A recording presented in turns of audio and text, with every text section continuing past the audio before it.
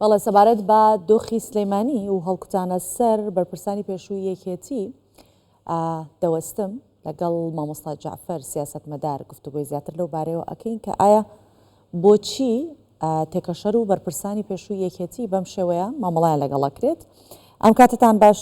مامۆستا جعفەر، سواز بۆ ئامادەبوونتان لەگەڵمان پێش هەموو شتێک. بۆچی تێکۆشەر و بەرپرسانی پێشووی یەکێتی بە دیاریکراوی مەلا بەختیار بەم شێوەیە بە ئامانج دەگیرن؟ ئەم کاتێ ئێوە و هەموو بینەرانی ئازیزی باش، بڵێ من حەزەکەم ڕاشکاوانە ئەوە بڵێم، من پێم خۆش بوو یەکێک لە کەناڵەکانی یەکێتی ئەو گفتوگۆیم لەگەڵ بکە و لێ بتوانم بە ڕاشکاوانە قسە بکەم بۆ ئەوەی هەندێک قسەی لابەلا هەیە نەکرێ. چونکە من دارە لە ناو یەکێتیم یەکێکشم لەوانەی کە خۆم بە خاوەنی یەکێتی ئەزانم، خەڵکی تر بە خاوەنی یەکێتی نازانم. من بە ڕاشکاوانە ئەوەڵێم، چونکە یەکێتی هی کەسوکاری شەهیدەکانە، هی شەهیدە سەربەرزەکانە، هی تێکۆشەرە دێرینەکانە، هی ئەوانن کە قوربانێکی زۆریان لە پێناوی ئەو وڵاتە داوە، هی هەموو کەسێکی دڵسۆز و نیشتمان پەروەرە. یەکێتی نیشتمانی کوردستان هەر لەو ڕۆژەی کە دروست کراوەیە پێشەوەش ئەو خەڵکە بەوە گۆشکراوە کە ئەم حزبە حزبێکی بڕوای بە دیموکراسی هەیە، بە ئازادی هەیە، بە مامجللاریش خۆی وا پێناسە کردووە لە ناو تێکۆشەرەکانە. ئەوە پێناسەی یەکێتیە لا ئێمە. بەڵام ئێستا خەڵکی تر بێ پێناسەی یەکێتی بە شێوەیەکی تر بکە، بۆ من نامۆیە، بۆ من تێناگەم لەو معادلەیە. تا مەسەلەن تا دوێنێ ئەیانوت ئەوەی کە ڕخنە لە مەلا بەختیار بگرێ ئەوە دژ بە یەکێتیە. ئێستا خێرە معادلەکە هەڵگەڕاوەتەوە، تا دوێنێ وایەنەوت. من سەدان جار خۆم ڕخنە لە مەلا بەختیار گرتووە، ناکۆکی زۆریشمان هەبووە لەگەڵ یەکتریە، وتیانە نابێ ڕخنە، چۆن ڕخنە لە مەلا بەختیار ئەگری. بەڵام ئێستا یعنی وتیانە ئەو خاوەن یەکێتی لای من وایان وتووە، بەسی ساتە شتەکە هەڵگەڕاوەتم بەڕاستی بەلامەوە سەیرە. ئەو جار مەسەلەی شێوەی کە بڵێ من تاسا وەڵامەکەم لە جەنابەت وەرنەگرت. بۆچی ئەم جۆرە هەڵس و کەوتانە ئەبینرێت ئێستا لە ناو یەکێتی لە بەرامبەر و کەسە تێکۆشەرانە؟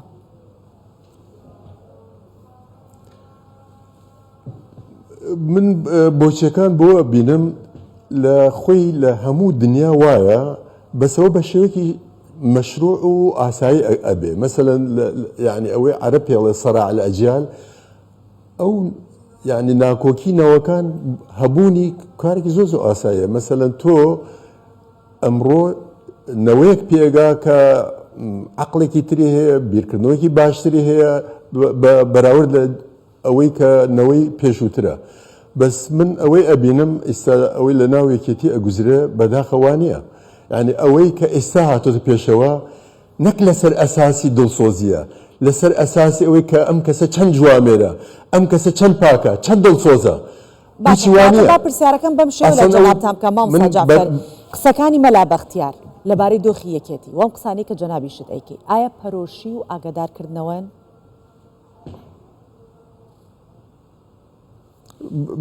نازم دەنگکرد باش ناگاتەوە بۆی وڵامی پرسیارەکە دەدەم. بەسەر چاو پرسیارەکەم بەم شێوە لە جەنابتەکەم کە قسەکانی مەلا بەختیار لەبارەی دۆخی یەکێتی ئایا پەرۆشی و ئاگادارکردنەوە ئەگەێنن؟ ئیساتە ئەوەی کە باسییان کردووە ئیسە بڵێن هاتوون هەڵیان کوتاوەتە سەر دەستگای چاودێر. یەکەم گریمان مەلا بەختیار کە پێش 15 ساڵ چۆتە ئەو شوێنە کە لە گردی ئەندازیارانە کە چۆتە ئەوێ ئەکیت بە ڕەزامەندی یەکێتی نیشتمانی ڕۆیشتووە، بە نووسرا و بە موافقەی ئەوان ڕۆیشتووە، نەچووە داگیریکە، ڕۆیشتۆتە ئەوێ. باش ئەچێتە ئەوێ، ئایا کەس پێی وتووە تۆ لە یەکێتی نەماوی؟ ئایا کەس پێی وتووە کاکە ئەم گردەمان بدرەوە؟ گریمان مەلا بەختیار وای من هەرچەند نەمبیستووە شتی وا وترابێ، داوان لێ کردووە ئەو بنایە بداتەوە، ئەو وتۆتی نایدەمەوە. ئەو کاتە ڕێگەی قانونی هەیە. ڕێگەی قانونیش ئەوەیە مەحامیەک ئەچێت داوایەک لەسەر کاک بەختیار تۆمارەکات و ئەیباتە دادگا و لێ بڕیاری لەسەر درێ بەس شتی وانە بۆ تۆ کاکە گیان شێوەی هەڵکوتانە سەر خەڵک حتا ئەوەی کە ناوی کێشەی سەرقەڵای عوزێریە من بە شتێکی خراپ ێزانم محکەمە قانون نە لێیە نە لە ئەوروپا نە لە هندستان لە هیچ شوێنە ڕێگەی ئەوە نادا قانون تۆ بڕۆی بنایەیەک بتەقێنیتەوە چونکە ئەو بنایەش هەر بە پارەی خەڵک کراوە ئەگەر پارەکە بە هەر شێ وەرگیرا بێ تۆ دڵی خەڵک لە خۆت تێشێنی تۆ خەڵک عاجزەکەی ئەوە کارێکی هەڵەیە کارێکی نەگونجاوە کارێکە نە ئەو کەسانی کە ئەو ئیشانەکەن نە لە قانون نەزانن نە لە سیاست نەزانن لە مەشاعری خەڵک زانن نابێ هیچ سەرکردەیەکی سیاسی ڕێگە بەخۆی بدا بەو شێوەیە هەڵسوکەوت بکە چونکە هەڵکوتانە سەر خەڵکی بە هێزی عسکەری کارێکی نەگونجاوە لەگەڵ دیموکراسی ناگونجێ ئێمە ئەگەر خۆمان بە سۆسیال دیموکرات دەزانین وەکو لە پێڕەوی پرۆگرامی یەکێتی نووسراوە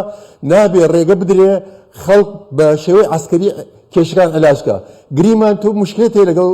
مەلا بەختیار بێ لەگەڵ هەر کەسێکی ترە بێ ئەبێ بە شێوەی دیالۆگ بە شێوەی حیوار کێشەکان حەل بکرێ کەس من نەمبیستووە محاولەی ئەوە کرابێ ئەگەر هەبێ نازانم کێشەکان چێ بەڕاستی تا ئەم چرکێش نازانم کێشەی ئەوان چی بووە لەسەر چی این بووە بەس من وەکو تێگەیشتنی خۆم باسەکەم یعنی ئەو شێوە ینی من لەسەر ئەساسی هەڵسوکەوتەکە بڕیاری خۆمەدەم تۆ من وەکو یەکێک کە ئەندامی یەکێتی نووسەرانی جیهانم لە ئەڵمانیش هەر یەکێتی نووسەران ئەندامی یەکێتی نووسەرانی ئەڵمانیا بووم دوایەوە لە کوردستانیشە لە 1974ەوە ئەندام یەکێتی نووسەرانی کوردستان بوو ئێستاشەر ئەندامی یەکێتی نووسەرانم بای ئەوە لە قانون و هینەزانم کە قانون هەندێک شتەیە ڕێگەی نادا تۆ شێوەی قانونی هەیە بڕۆ ڕێگە قانونەکە بگرە بەرەو کەس گلی لێ ناکە ئەو شێوانەی کە ئەکرێ شێوەی عسکەری باش نییە زۆر باشە تا لەگەڵ منی بۆ ئەوەی کە بەیەکەوەین زیاتر دەرفەتە بە پرسیاری ترە لێ بکەم ئەگەر بکرێ بە کورتیش کەمێک وەڵام دەیتەوە زۆر باشە بێت بەشێک لەوانەیە کە بە ئامانجەگیرێن پرسیارەکەم لێرە ئەوەیە هاوخەباتی مام جەلالن ئایا ئەوە ڕێزنەگرتن نییە لە خەباتێکە لە ڕابردوو هەبووە وەڵڵا من بە ڕاشکاوانە ئێڵێم ئەو یەکێکی وەکو کاقوبات بە ڕاشکاوانە بە خەڵکی وتووە کابرا وتوێتی من یەکێک بووم لە هاوڕەکانی مام جەلال ئەوە بە سەراحەت وتوێتی من تااقەتی ئەوە نییە باسی مام جەلال و مامە ڕیشەوە ئەو شتانم بۆ بکەی ئەمە ئوسلوبێکی زۆر ناشرین هەر کەس بیکە مام جەلال ئەو کاتەی کە مام جەلال هاتۆتە بۆ کوردستان یان یەکێتی نیشتمانی کوردستان لە شام دامەزرێنراوە ئەوەی کە یەکێتی نیشتمانی کوردستانی دروست کرد ئەو خەڵکانە بوون خەڵکی وەکو عەلی عەسکەری بووە دکتۆر خالد بووە کاگاران بووە سعدی گچکە بووە ڕەسوڵ مەمەند بووە تاری عەلیوالی بووە شەید ڕۆڤەک هەموو ئەوانەی کە زۆربیان شەهید بوون ئەمانە ئەوانەی بوون کە زەمینەیان خۆش کرد من ناڵێم کاک بەختیاریش دەورێکی زۆر گرنگی بینەوە کاک سالارە کاک شەید ئازاد هەورامی هەموو ئەوانە دەوری گرنگیان بینەوە لە ئەوەی زەمینەیان خۆش کردووە لە ڕووی ڕێخستنەوە چەک پیاکردن پارە پیاکردن دوای ساڵێک ئەوجا مام جەلال توانیوەتی بێتەوە ئەگینا نەیەتوانی بێتەوە کە هاتوشێتەوە هەر ئەو کەسانە پارێزگاریان لێ کردووە و من ناڵێم ئەوانە لەکوێ بوون نه ئەوانە ڕەنگە مناو بووبوون و گلیان لێ ناکرێ بەڵام ئەو معنای ئەوە ناگەێنێت کە تۆ ئەو کەسانەی کە شۆڕشەکەیان دروست کردووە ئەوانەی کە ڕێکخستنیان دروست کردووە یەک احترامیان بۆ دانەنەی ئەوە زۆر عیبە ئەسڵەن من لە هیچ حزبێکی دنیا نە لە ئیسلامیەکان نە لە غیری ئیسلامی نە لە ئەوروپیەکان لە هیچ شوێنە شتی وام نەبینیوە کەسانێک کە دەوری زۆر گرنگیان هەبینە کەسانێک کە زۆر هاوڕێی مام جەلال بوون کە ئێستاتا خەڵکە بێ بڵێ ئەمانە سکرابی سیاسین ئەوە عیبێکی زۆر گەورەی ئەسڵن بۆ ئەو کەسانێک کە بەو شێوە بیرەکەنەوە هەر کەس بن باشە ئەی بۆچی بەشێک لە هاوسەنگەر و هاوخەباتەکانی ئێوە کە ئێستا لە ناو یەکێتین ئەم هەڵوێستانە ئەبین بەس بێدەنگن ئەوە ئەبێ خۆیان پرسیارەکە لە خۆیان بکرێ ڕاستیەکەی من ناتۆم لە بری ئەوانە وەڵام بدەمەوە بەڵام ئەبێ ئەو کەسانێک کە خۆیان بە تێکۆشە دەزانن کەسانی خۆیان بە دڵسۆز دەزانن ئەبوایە یعنی لەم کاتانێ هەڵوێستێک ببینن بۆ ئەمە لە قازانجی یەکێتیە قازانجی یەکێتیەوە نییە کە ئینسان ڕاستیەکان ببینێ چای بنوقێنێ هەر کەسێک ڕاستی ببینێ چای بنوقێنێ بێدەنگ بێ ئەوە ئەسڵ تاوانێکی زۆر گەورەیە بەرامبەر بە خوێنی شەیدەکان بەرامبەر ئەو تێکۆشەرێنە دێرینانە بەرامبەر داهاتووی گەلەکەی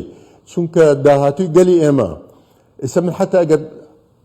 پارتیش هەڵێ بکە ئەڵێم هەڵەیە ئەمە یەکگرتووی ئیسلامیش بکە ئەڵێم هەڵەیە جا بۆ ئەگەر یەکێتی بکە بۆ مافی ئەوم نەبێ بڵێم ئەمە هەڵەیە هەر کەس هەڵەی کرد مەفروض وایە ئەمە کاینتر بڵێن کاکە ئەمە ڕێگەیەکی هەڵەیە گیراوەتە بەر پێویستە ئەم هەڵەیە ڕاستکرێتەوە ئەوە باشترین ڕێگەیە نەک تۆ هەڵەیەک ببینی خۆتی لەبێ دەنکەی چونکە ئێمە هاوڵاتین ئێمە خەڵکی تێکۆشەرین ئێمە کۆیلەی کەس نین ئەبێ ئەو خەڵکە وابیر بکاتەوە ئێمە نە ڕەعیەتین نە کۆیلەین ئەمە قسەی پەنجاکانی تێکۆشەر عەرەبەکانە باشە مامۆستا جعفەر جەنابەت ئاماژەتان بۆ کردووە دەیان بەڵگە لە بندستی مەلا بەختیار هەن ئەتوانێت بیانداتە دادگا ئەو بەڵگانە چین؟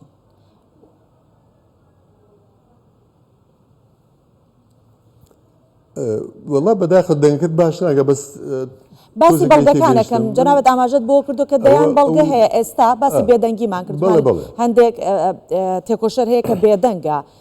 هاوسەنگەر بوونە لەگەڵ ئێوە بەڵام خودیش